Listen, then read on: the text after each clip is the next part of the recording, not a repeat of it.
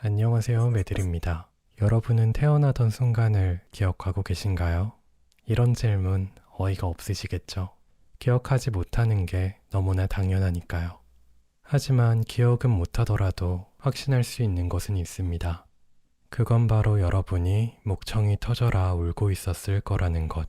그 울음은 여러분의 첫 소통이자 호흡이었을 거예요. 5번째 트랙 아가미의 후렴은 난 숨을 쉬어 라는 문장으로 끝납니다. 태어나기를 울음으로 태어난 우리에게 우는 행위란 숨쉬기의 근원적인 형태라고 볼 수도 있을 것 같습니다. 아직 아가미를 못 들어보셨다면 잠깐 영상을 멈추고 듣고 와주세요. 지금부터 본격적으로 그 얘기를 시작할 거니까요. 이번 노래를 듣고 이전 노래들보다 슬프다고 느낀 분들이 많을 것 같아요. 그게 당연합니다. 아가미는 슬픔에 대해 이야기하고 있는 곡이거든요. 하지만 그렇다고 마냥 우울한 메시지를 담은 곡은 아닙니다. 그런 생각을 해보셨나요? 왜 우리는 슬퍼야 할까? 슬픔이라는 감정은 왜 생겨나서 우리를 힘들게 할까? 어떤 필요 때문이고 또 어떤 쓸모가 있을까? 이 노래는 그 질문들로부터 시작된 노래입니다. 슬픔은 대체로 상실로 인해 생겨나는 감정이죠. 사랑하는 사람을 잃었을 때, 고대하던 기회를 잃었을 때, 소중한 물건을 잃어버렸을 때, 건강을 잃었을 때, 혹은 행복했던 지난날이 돌아오지 않음을 깨달았을 때, 특히 그로 인한 슬픔은 아직도 기억납니다. 저는 어릴 때 가족들과 같이 휴일을 보낼 때가 많았거든요. 특히 엄마가 여행을 정말 좋아해서 다 같이 여행을 많이 다녔어요. 그땐 가족이 다 같이 있는 게 너무나 당연했죠. 그러다 대학에 진학할 나이가 되고 뿔뿔이 흩어져야 한다는 걸 알았을 때, 아니, 알기는 벌써 알고 있었지만 그 사실이 마음에 와닿았을 때 조금 뜬금없는 타이밍에 확 와닿더라고요. 갑작스럽게 나오는 눈물을 참을 수 없었던 기억이 있어요.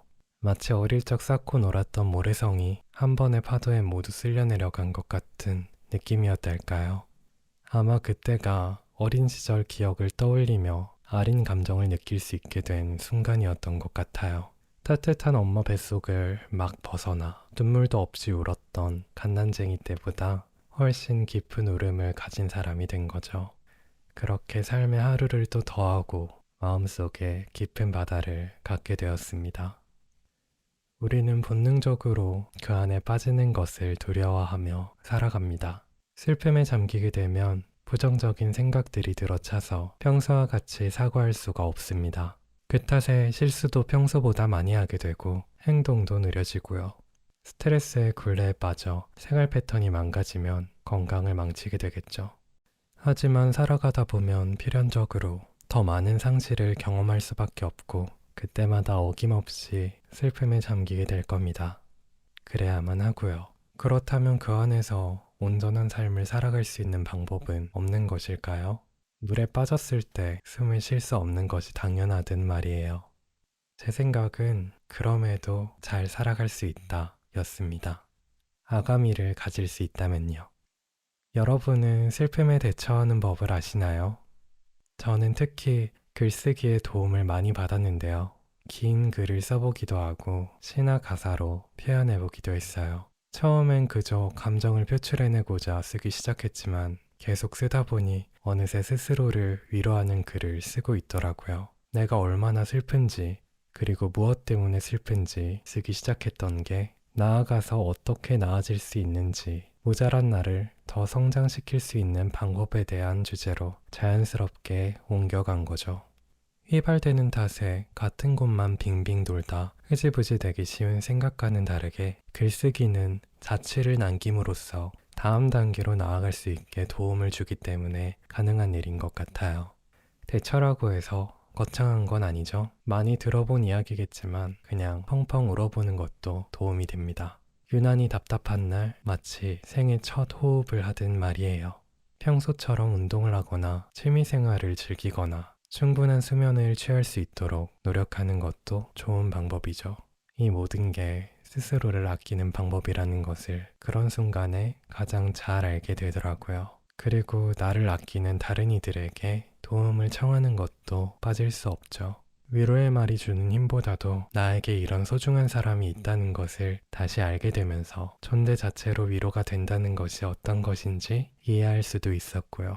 그렇게 할 수 있는 모든 방법을 다 동원해서 힘껏 발버둥 쳤을 때 비로소 모든 게 서서히 제자리로 돌아가고 있음을 느낄 수 있었어요. 이것이 이전과 다른 방법으로 숨을 쉬기 위해 무엇을 해야 하는지 고민하고 익힘으로써 호흡을 회복해가는 단계였다고 생각합니다. 저는 슬픔을 극복하는 것이 슬픔으로부터의 해방을 의미하는 것은 아니라 생각합니다. 지나간 것이 남긴 빈자리는 이따금 오는 비처럼 그날의 기억을 되감아 불러내곤 합니다. 그렇지만 긴 시간 뒤에 새삼 통증에 무뎌져 있는 스스로를 발견했을 때가 누구나 있을 거예요. 그 순간이 바로 쓰라렸던 자리에 도단한 아가미를 발견한 순간일 거예요. 슬픔을 극복하는 것은 곧 슬픔과 조화되는 것 혹은 공생하는 것이라 표현하고 싶어요. 아가미가 도단한 여러분의 마음은 마침내 슬픔이 그 자리에 있다 한들 더 이상 개의치 않게 될 테니까요. 빛이 비치어 반짝이는 잔물결을 윤슬이라고 하죠. 여러분은 그 빛을 올려다본 적이 있나요? 물결의 표면을 따라 흩어지는 오색 찬란한 빛의 조각을 보고 있자면 영롱하다는 게 이럴 때 쓰는 말이구나 하는 걸 느끼게 됩니다. 지나온 시간 넘어 보이는 사랑했던 사람이나 행복했던 지난 날들을 그려보자면 아마 그런 모습에 가깝지 않을까 생각했어요. 내 생의 최고의 순간은 그때였지 하면서 자꾸만 되돌려보게 되는 날이 있을 수도 있고요.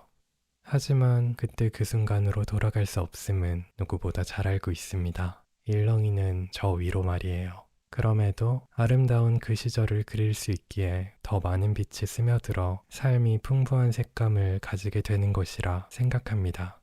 그렇기에 지금의 우리는 그때 보지 못했던 것을 보고 듣고 느끼며 새로운 내일을 맞을 수 있는 것이겠죠. 이제 천천히 숨을 쉬어 보세요. 여러분이 가진 아가미가 느껴지시나요? 그게 꼭 아가미가 아니라 해도 상관은 없어요. 그래도 저와 비슷한 무언가를 느끼셨길 바라는 마음입니다. 여러분의 지금 이 순간이 내일의 찬란한 윤슬이 되어 빛나길 바라며 여기서 이만 인사해 보도록 할게요. 다음에 또 봐요. 안녕.